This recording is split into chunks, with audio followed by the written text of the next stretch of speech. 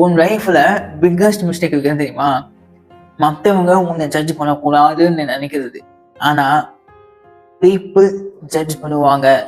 அதுதான் அவங்களுக்கு வேலையே. நீ சைலண்டா இருந்து பாரு, என்னடா இவன் ஆட்டிடியூட் காமிக்கிறான் அப்படின்னு சொல்லுவாங்க. நீ ஹார்ட் ஒர்க் பண்ணிப்பாரு, என்னடா இவன் லைஃப்ல என்ஜாய்மெண்ட்டே இல்லைன்னு சொல்லுவாங்க, பேசுவாங்க. அதே என்னடா இவன் லைஃப்ல ரெஸ்பான்சிபிலிட்டி இல்லைன்னு சொல்லுவாங்க.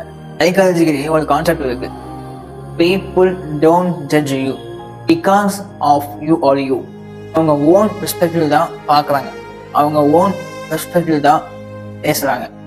அதனால சக்ஸஸ்ஃபுல் பீப்புள் உங்களோட ஸ்ட்ரீக்கில் சொல்லட்டுமா, skill of being okay you be miss understood.